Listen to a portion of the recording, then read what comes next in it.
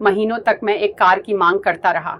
यह सिर्फ एक गाड़ी नहीं थी, यह मेरे सपनों का प्रतीक थी, उस जीवन का प्रतीक जिसे मैं जीना चाहता था। हर सुबह जब मैं उठता, मेरे मन में एक तस्वीर होती, उस चमचमाती कार की जो मुझे स्वतंत्रता और सफलता का एहसास दिलाएगी। मैंने अपने दोस्तों को देखा जो अपनी कारों में घूमते थे और मेरे दिल में एक आग जल उठती। मैंने ठान लिया कि मैं भी ऐसा करूंगा। मैंने मेहनत की, अपने लक्ष्यों पर ध्यान केंद्रित किया। हर छोटी जीत ने मुझे और प्रेरित किया। जब वह दिन आया जब मैंने अपनी पहली कार खरीदी, तो वह सिर्फ एक वाहन नहीं था, वह मेरे संघर्षों और सपनों की कहानी थी। यह साबित करता है कि अगर आप अपने सपनों के लिए मेहनत करते हैं तो कुछ भी असंभव नहीं है। उस दिन जब मेरे पिता ने मुझे वो खूबसूरत उपहार दिया, मेरी आंखों में चमक थी। मैंने पैकेज खोला और जैसे ही मैंने उस चमड़े की जिल्द वाली पत्रिका देखी, मेरे मन में उम्मीदें थीं।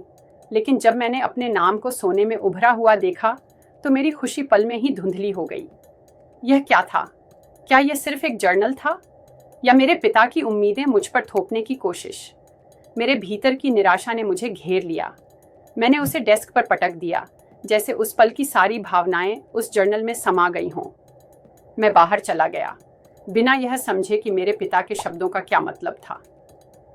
उस दिन मैं सिर्फ एक उपहार नहीं, बल्कि अपने पिता से दूर चला गया। उनके कहे अंतिम शब्द मेरे साथ रह गए, लेकिन मैं उन्हें सुन नहीं पाया।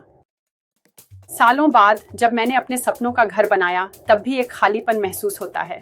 मैं खिड़की से बाहर देखता हूँ, चारों ओर धन और खुशियों का माहौल है, लेकिन अंदर एक अंधेरा है। तभी फोन की घंटी बजी। पिता का निधन। एक पल में सब कुछ बदल गया। क्या मैंने उन्हें समय दिया? क्या मैंने उनकी बातों को सुना? अब जब मैं सफल हूं, क्या यह सफलता सच में मायने रखती है? उन अनसुलझे भावनाओं का बोझ मुझे दबा रहा है। मैं लौटने की तैयारी कर रहा हूं, लेकिन दिल में एक सवाल है।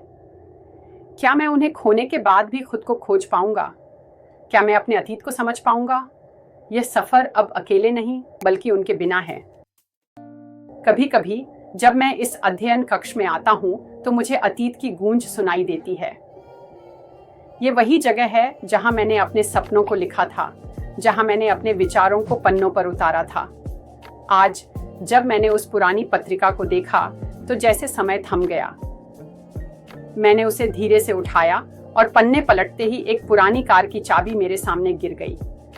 यह चाबी सिर्फ एक वस्तु नहीं है, यह यादों का एक दरवाजा है। मुझे याद है कैसे मैंने पहली बार अपनी कार चलाई थी, उस दिन की खुशी और वो सभी सपने जो मैंने उस सफर में देखे थे। कभी कभी सबसे बड़ा उपहार वह नहीं होता जिसकी हम अपेक्षा करते हैं, बल्कि वह होता है जिसकी हमें आवश्यकता होती है। आज इस डायरी और चाबी के साथ मैं फिर से उन यादों में खो जाता हूँ और सोचता हूँ कि क्या मैं फिर से उन सपनों को जी सकता हूँ